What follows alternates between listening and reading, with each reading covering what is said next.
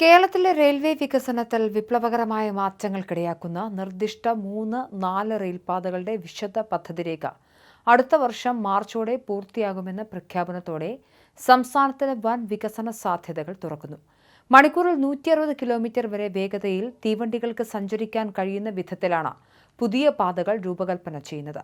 സ്ഥലം ഏറ്റെടുത്ത് നൽകിയാൽ അടുത്ത 5 വർഷത്തിനുള്ളിൽ നിർമ്മാണം പൂർത്തിയാക്കാൻ സാധിക്കും എന്നാണ് ദക്ഷിണ റെയിൽവേയുടെ കണക്കുകൂട്ടൽ. നിലവിലെ റെയിൽവേ പാതകളിൽ കടുത്ത വളവും തിരിവും കയറ്റിറക്കങ്ങളും ഉള്ളതിനാൽ ഭൂരിഭാഗം ഇടങ്ങളിലും തീവണ്ടികളുടെ ശരാശരി വേഗത മണിക്കൂറിൽ വെറും 50 മുതൽ 55 കിലോമീറ്റർ വരെ മാത്രമാണ്. വന്ദേ ഭാരത് പോലെയുള്ള അതിവേഗ ട്രെയിനുകൾക്ക് പോലും പൂർണ്ണശേഷിയിൽ ഓടാൻ കഴിയാത്ത സാങ്കേതിക തടസ്സം ഇതോടെ പൂർണ്ണമായും പരിഹരിക്കപ്പെടും.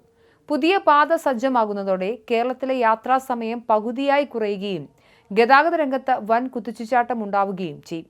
ഡീറ്റെയിൽഡ് പ്രൊജക്ട് റിപ്പോർട്ട് തയ്യാറാക്കുന്നതിനുള്ള കരാർ 6 മാസം മുൻപ് തന്നെ ഹൈദരാബാദ് ആസ്ഥാനമായി പ്രവർത്തിക്കുന്ന ആവി അസോസിയേറ്റ് എന്ന പ്രമുഖ സ്വകാര്യ ഏജൻസിക്ക് കൈമാറിയിട്ടുണ്ട്. ഇവരുടെ പ്രത്യേക സംഘങ്ങൾ സംസ്ഥാനത്തെ 4 മേഖലകളിലായി തിരിഞ്ഞ് അതിവേഗം സർവേ നടപടികളും പഠനങ്ങളും പൂർത്തിയാക്കി വരികയാണ്. നിലവിലുള്ള പാതകൾക്ക് സമാന്തരമായോ സ്ഥലലഭ്യതയ്ക്കനുസരിച്ച് പുതിയ പ്രദേശങ്ങളിലൂടെയോ പാത നിർമ്മിക്കാനാണ് പദ്ധതി. പദ്ധതി നടപ്പിലാക്കുന്നതിനായി ഒരേ സമയം തന്നെ 3-4 പാതകൾക്കുള്ള സ്ഥലം ഒരുമിച്ച് ഏറ്റെടുക്കാനാണ് റെയിൽവേ ലക്ഷ്യമിടുന്നത്. ആദ്യഘട്ടത്തിൽ 3-ാം പാതയുടെ നിർമ്മാണം പൂർത്തിയായ ശേഷമായിരിക്കും 4-ാം പാതയുടെ നിർമ്മാണ പ്രവർത്തനങ്ങളിലേക്ക് കടക്കുക. ഭാവിയിൽ വീണ്ടും സ്ഥലം ഏറ്റെടുപ്പ് പ്രതിസന്ധികൾ ഒഴിവാക്കാനാണ് 2 പാതകൾക്കുമുള്ള ഭൂമി ഒറ്റയടിക്ക് ഏറ്റെടുക്കാൻ നിർദ്ദേശിച്ചിരിക്കുന്നത്. മൊത്തം 4 പ്രധാന ഘട്ടങ്ങളിലായാണ് സംസ്ഥാനത്ത് ഈ വൻ പദ്ധതി നടപ്പിലാക്കുന്നത്.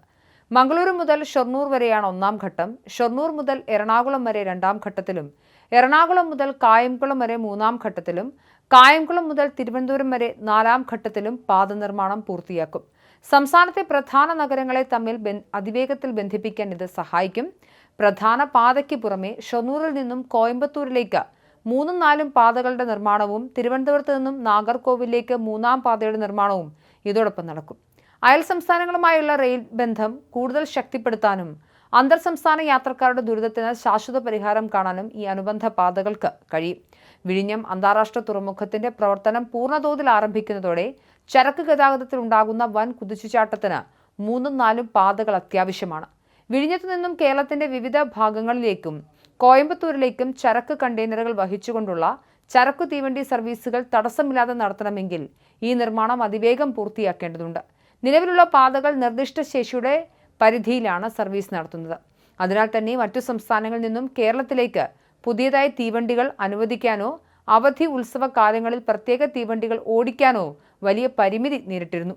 ഇതിനൊരു പരിഹാരം എന്ന നിലയിലാണ് വർഷങ്ങളായി 3-4 പാതകൾക്കായുള്ള ആവശ്യവും മുറവിളിയും ശക്തമായിരിക്കുന്നത്. ഈ പദ്ധതി എത്രയും കാലതാമസം നേരിട്ടതിന് പിന്നിൽ സിൽവർ ലൈൻ ചർച്ചകളാണെന്നാണ് റെയിൽവേ അധികൃതർ വ്യക്തമാക്കുന്നത്. കേരളത്തിന് ഒരറ്റം മുതൽ മറ്റേ അറ്റം വരെ 3-ാം പാത വേണമെന്നും സ്ഥലം ഏറ്റെടുത്ത് നൽകണമെന്നും റെയിൽവേ മന്ത്രാലയം വർഷങ്ങളായി ആവശ്യപ്പെടുന്നുണ്ടായിരുന്നു. എന്നാൽ സിൽവർ ലൈൻ പദ്ധതിയുടെ ചർച്ചകൾക്ക് ചൂടുപിടിച്ചതോടെ മറ്റ് റെയിൽവേ പദ്ധതികൾക്കായുള്ള നീക്കങ്ങൾ മുരടിച്ചു പോവുകയായിരുന്നു.